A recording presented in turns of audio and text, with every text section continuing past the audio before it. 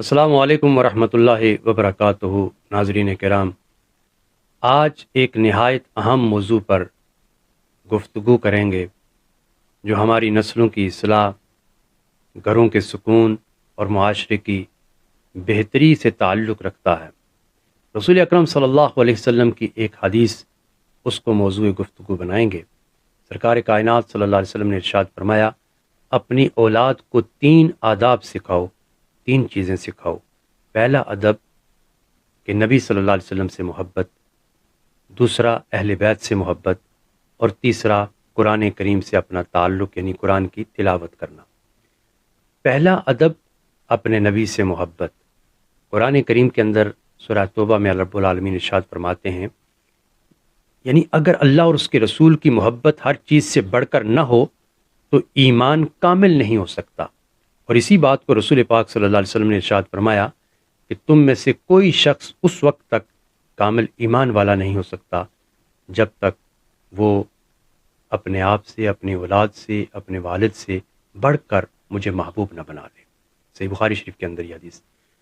محبت کیا ہے؟ محبت صرف دعوے کا نام نہیں ہے، محبت اطاعت کا نام ہے۔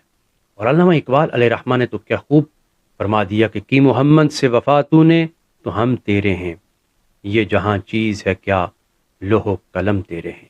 اقبال علیہ رحمہ ہمیں یہ بتاتے ہیں کہ رسول اکرم صلی اللہ علیہ وسلم سے سچی محبت اور وفاداری انسان کو دنیا اور آخرت میں کامیاب کرتی ہے۔ آج ہماری جو اولاد ہے وہ فلمی سٹارز کو تو جانتی ہے، سوشل میڈیا کے اوپر جتنے ایکٹیوسٹ ہیں ان کو جانتی ہے، لیکن سیرت مصطفیٰ صلی اللہ علیہ وسلم سے ناواقف ہے۔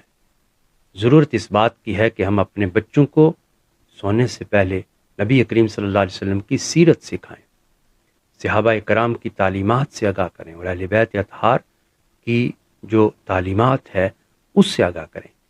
دوسرا ادب اہل بیت اطہار کی محبت۔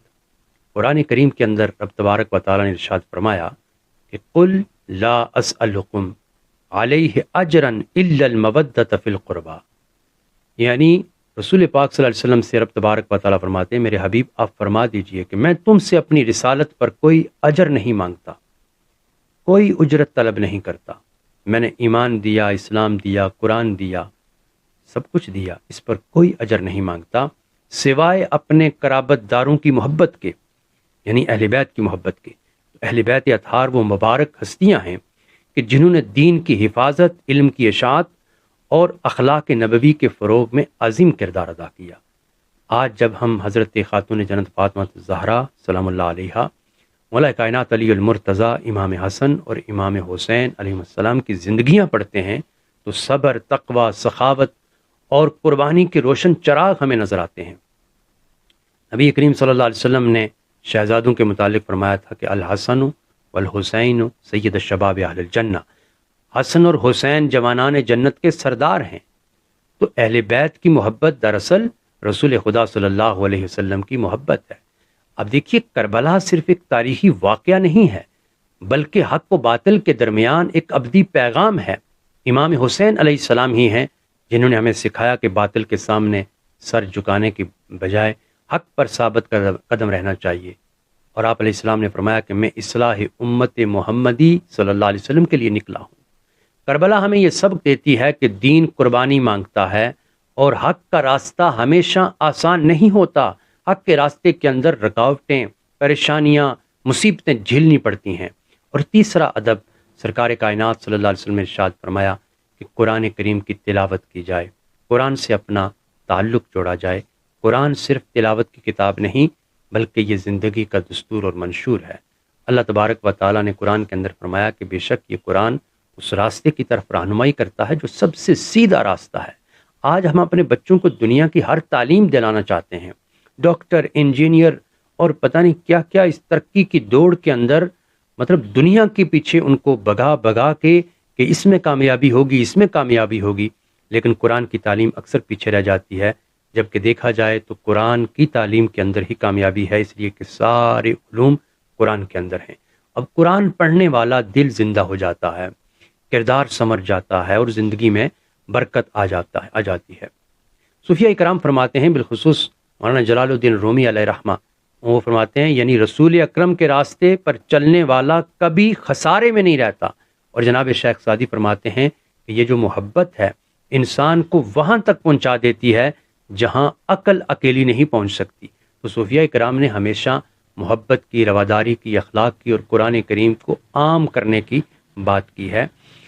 آج ہمیں چاہیے کہ نفرت کے بجائے محبت پھیلائیں، اختلاف کے باوجود احترام کا رشتہ کبھی نہ ٹوٹنا پائے. اگر ہم اختلاف رائے کو جب ہم مخالفت میں اور ذاتیات پہ آ کر کے دشمنی میں اسے تبدیل کرتے ہیں تو اس سے نفرت پیدا ہوتی ہے.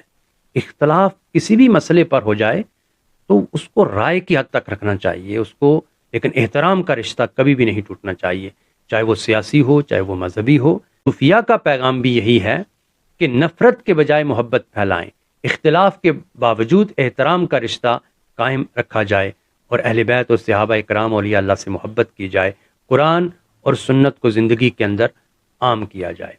آئیے آج ایک عہد کرتے ہیں کہ روزانہ کم از کم ایک صفحہ قرآن کا ضرور پڑھیں گے، اپنے بچوں کو سیرت نبوی صلی اللہ علیہ وسلم کی تعلیم دیں گے اور اہل بیت اطہار کی سیرت کا مطالعہ کریں گے اور ان سے محبت قائم رکھیں گے. گھر میں محبت، احترام اور اخلاق کا ماحول پیدا کریں گے اور دین کو صرف رسم نہیں بلکہ اپنی زندگی کا مقصد بنائیں گے.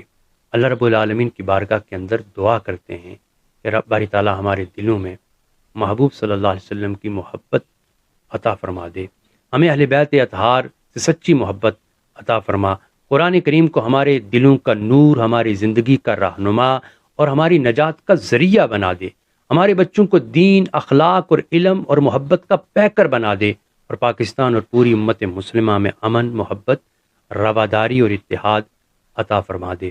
آمین یا رب العالمین. دیکھتے رہیے، انشاءاللہ العزیز ایک نئے موضوع کے ساتھ دوبارہ حاضر خدمت ہوں گے. والسلام علیکم ورحمۃ اللہ وبرکاتہ.